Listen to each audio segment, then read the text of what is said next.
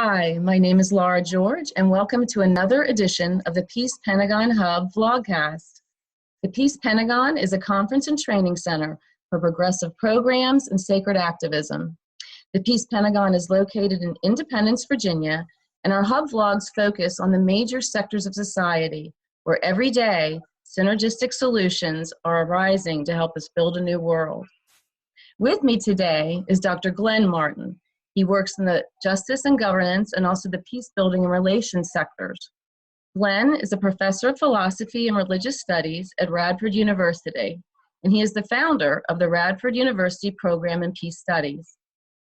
Glen is also the president of the International Philosophers for Peace, and he's received numerous peace awards, including the International Gussie Peace Prize, the World Peace Leader Award, the Lighthouse of the World Award, and the Press Action Hero of the Year. He also has been nominated for the Mahatma Gandhi International Peace Prize. Glen is president of the World Constitution and Parliament Association and also the Institute on World Problems. These two organizations are leading the movement to create a non-military democratic world government under the Constitution for the Federation of the Earth. To learn more about the Earth Constitution, please visit earth-constitution.org. Glen is also the author of numerous books, including The Earth Federation Movement, Anatomy of a Sustainable World, The Triumph of Civilization, and One World Renaissance. Currently, he is finishing up a book entitled Human Self-Transcendence and Our Global Social Contract. Welcome, Glen. Thank you very much, Laura. It's a pleasure to be here. Let's start this morning by giving our audience a little bit of history about the Earth Federation movement and why you feel that a federated Earth is the rational and critical evolution from our current nation-state system of governance. Well, our current nation-state system of governance, I think we're all beginning to realize, is not really governance.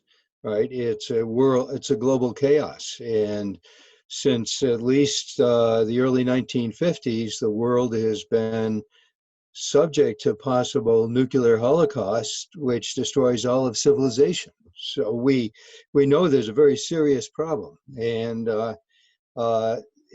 again, we know that nations worldwide are spending more than $1 trillion US a year on weapons and military. That are so dangerous, nuclear weapons aside, they're so dangerous that the possibility of invasion, the possibility of destruction, the possibility of a surprise attack is imminent everywhere. No one is safe anymore in this world. Going back all the way back to World War I, the Women's International League for Peace and Freedom was one of the organizations. The leaders of that realized that World War I was not about good versus evil or aggression versus defense. It was a product of a system of sovereign nations for which there is no law above those nations. That's what it means to be sovereign. This system was first developed, most scholars agree, way back in 1648 at the Peace of Westphalia after the 30 Years' War in Europe. And the nations agreed they would have absolute boundaries. The governments would have authority over their internal affairs and complete freedom in their external affairs. And complete freedom without law is really a situation of law. And many thinkers pointed this out, like Immanuel Kant in the 18th century. He said this is a war system, inherently a war system.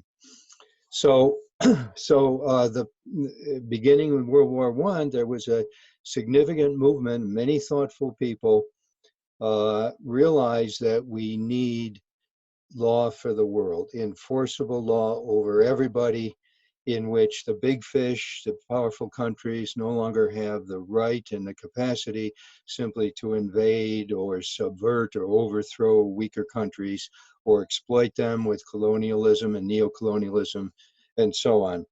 And the movement grew through between the two world wars And after the Second World War, it probably was at its peak. It was very powerful then. There were state legislators from many of the states in the United States were representatives to a big conference in Europe in 1950, talking about world government. And people were talking about the need for an Earth Constitution at that time. So out of that movement came a group of people in the United States. There was an office for world government in Chicago that they were first affiliated with in the late 50s, early 60s. And out of that, some of them said, let's write a constitution for the Earth. And they said, they got together they had resources, and they contacted people around the world, got them together in 2 or 3 preliminary meetings, and then finally a big meeting took place in 1968 in Switzerland, where they formulated the plan, the content, the groundwork for writing an Earth Constitution, and elected a committee, 25-member committee, headed by Dr. Reinhard Ruga of Mexico, to produce a constitution. So this went on for from that time on, another 23 years. They had a second constituent assembly in Innsbruck, Austria, 1977. They went over the draft paragraph by paragraph. It was a brilliant draft, but they had, everybody worked on it together. And then they had a third one in Colombo, Sri Lanka, 1979. And then a fourth one. There were continual examination of the Constitution. Right. And finally, it was finished in Troia, Portugal in 1991.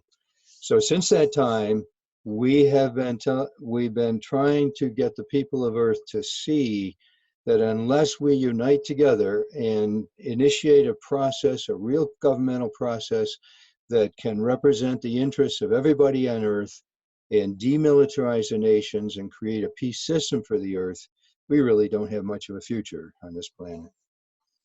It is a fascinating history, and I'm very impressed by the document itself. I have to tell you, the first time I heard about the Earth Constitution and federating the Earth, I thought, this is hundreds of years in the future. I was a Trekkie as a kid, and I thought, yeah, maybe a couple hundred years. And then my second reaction, to be quite frank, was, oh my God, this is one world order, or it could lead to such a thing. But then as an attorney, after I read the document, I was so impressed. It is such an elegant model, from its 5-person presidium, a president from each continent, to its House of People, House of the Nations, and House of the Counselors. It truly is a beautiful document. So let's talk about it specifically. Why do you feel that this document meets the requirements of granting full global participation to every person, and also protecting all sentient beings? Yes, it's very important, and that's exactly what it does. It's important, I think, to understand that our current world system denies people their right to participate as citizens of the Earth in the future of the Earth. Right? In any country on Earth, if you can vote, and many of them you can't even vote, right, you can only vote for local issues, right? And the real issues that have confronted human beings since the mid-20th century that we're all aware of, the global environment, the threat of global war, global human rights, global population, all these things are global issues. And the people of Earth are denied the right to participate in discussing and doing, because there's no mechanism for that. Right. What the Earth Constitution does is create grassroots democracy for the first time in human history. And this is very important. Grassroots democracy doesn't mean direct democracy, right? That's a different concept. Grassroots means the power and the authority for legislating the common good come from the people. Mm-hmm. Okay? And Yes. under the current world system, the people are marginalized even in the so-called democracies like ours. We all know that it's the corporations, the super rich that run our country, not the voice of the people. So what the Earth Constitution does is create a global public authority capable of regulating the corporations, Mm-hmm. with the authority to disarm the nations and stop this insane militarism, and with the authority to directly represent the people. In the House of Peoples, there's 1,000 electoral districts from all over the world, and people directly elect their representatives to that governmental body. So here's grassroots democracy for the first time on Earth. It's not a top-down system because the top and the bottom belong together. That's what real democracy means. The people have a representative of their common good in the government, in the global public authority. You mentioned, the despoiling of the planet. You mentioned war. These are global issues. In other words, one country can't say, I'm disarming, I'm not going to pollute anymore, and have that great an impact. I also love this feature of the Earth Constitution, the House of Counselors, because the far right, for instance, in the United States, typically deny science. They also say, well, we don't know. We don't know what's really going on with Earth changes, global warming. Well, this House of Counselors concept eliminates that excuse. And I would like you to talk about that aspect in particular, because to me, it's like the indigenous Council of Elders concept being brought into the Constitution. Could you speak to that, please?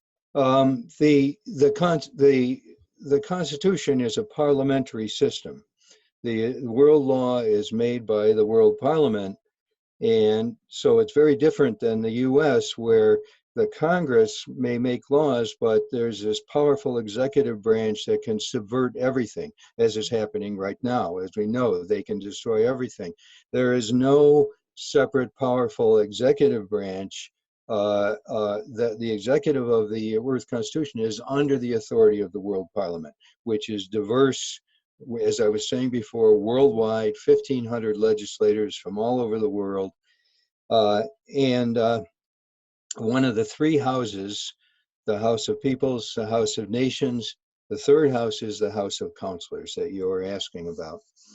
The House of Counselors is the people who are elected to the House of Counselors are nominated by the students and faculty from institutions of higher learning around the world. There's 10 districts. The world is divided equally by population into 10 magna regions, it's called. And each of those 10 nominates 20 people.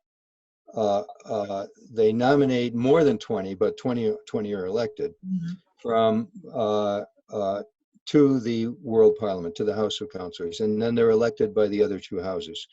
So the idea behind this is that students and faculty of institutions of higher learning know who knows about world issues. They know who knows about the environment, who knows about disarmament, who are the experts in human rights, and so on, who can lead the world in a wise way. So through this process, you get these people into the government. And their main function, if I might just say, is not simply another voting house among the 1,500 people in the World Parliament. Their main function is nomination. So their job, when people are elected to the World Executive, the Presidium of the World Executive, as you were saying, 5 people there, right? The nominations for those 5 people are done by the House of Counselors. So think how different this is, for example, from the Trump administration, which nominates totally unqualified people. Right. Right. Right. So I here just you love go. it. Yeah, Yeah. wise people are doing the nomination. It's the same for the world judiciary. The House of Councilors nominates them, and then they're elected by the other two houses to their positions. And it's the same with the World Ombudsman, which is designed to protect human rights worldwide. The House of Councilors nominates them, and there's other functions that they have, but that's their the main thing. And I think that's a wonderful feature here. It absolutely is. It's novel as far as I'm concerned, and it is. It's the Wisdom Council. It's the Council of Elders. It's the experts to whom we can turn when we have a difficult question, a question of science, a question of ethics. I love that feature. Yeah, that's it. Yeah. Let me move on to the next question. Okay. The military-industrial complex. We've got the Peace Pentagon here in Southern Virginia along the New River, and there's this other Pentagon in Northern Right. Virginia along the Potomac. Can you tell us briefly how the Earth Constitution handles policing powers? And what would happen if, two nations, which absolutely survive under this scheme. It's not we're doing away with nationalities, Right. nation states, but if two nations were going at it and had a dispute that they couldn't resolve, tell us about the policing powers in the judiciary, how it would work under the Earth Constitution. Okay. I think that the key thing, and one has to look at the entire Constitution for this. The key thing to creating peace is a system, right? A system that has many interrelated factors, all of which are directed toward peace and sustainability and human rights protection and so on. All these things go together, right? You just can't have human rights violated around the world if you want peace and so on. And the same with you can't have an environment that's collapsing if you want peace and so on. Right. So all these factors go together, when nations join the Earth Federation in the first operative stage, which is 25 nations join, they don't have to demilitarize, but they do have to pledge solidarity with one another, because now they're under the framework of the Earth Constitution, which prohibits war and so on. So they begin in conjunction with the officials of the Earth Federation, they begin creating systematic mechanisms for disarmament. And this, by the second operative stage, when 50% of the nations of the world have joined, disarmament begins, right? Now, already as nations join in the first stage, they have to eliminate all the weapons of mass destruction, which have no military value anyway. And so those are all gone. So they begin systematically disarming, and the world.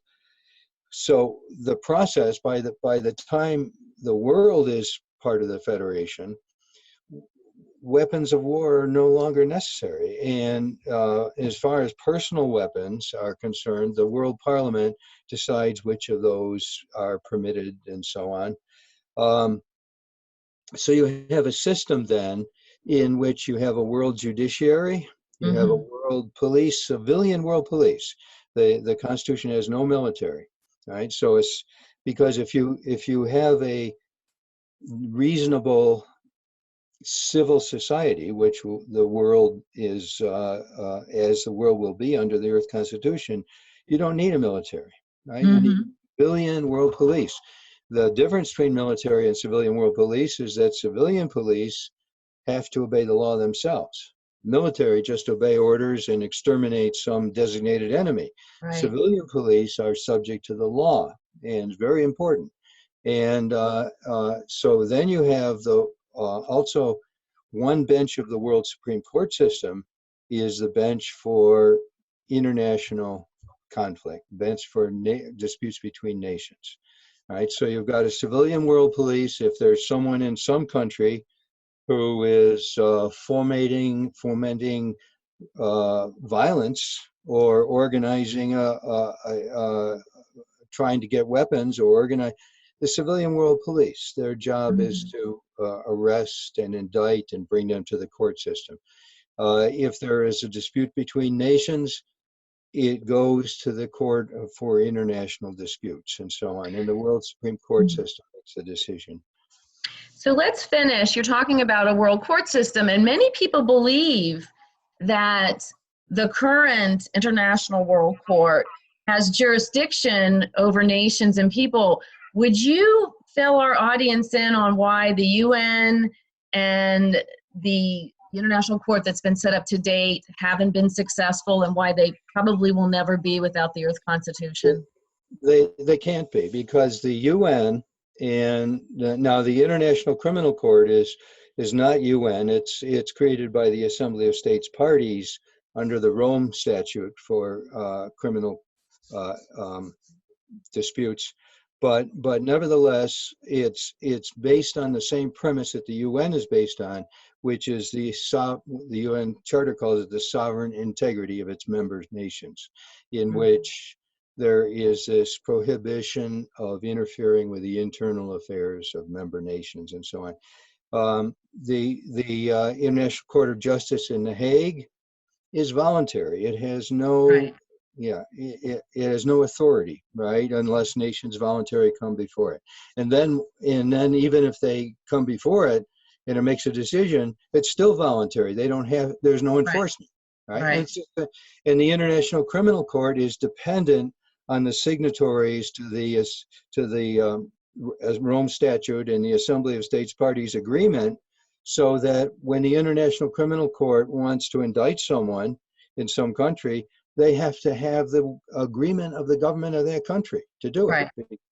So Very limited no in power. Yeah, and so a world Supreme Court system under a real constitution, which the UN is not, it's a treaty of sovereign nations, but a real constitution eliminates that, it makes the people of Earth sovereign. And then the sovereignty of each individual nation is derivative from the people of Earth. The legitimacy, the nations are not abolished, but the legitimacy of the governments of Earth, just like it's similar to the United States, which is a federation, right? Right. The state of Virginia has a government, but it is not autonomous. It doesn't have the right to invade North Carolina. It has no military for that purpose. It has civilian police only, and they're all under the authority of the Constitution of the United States. This is what we need to do for the world, right? And this is what will give us a world of that will end war and create a system. It's a peace system for the world.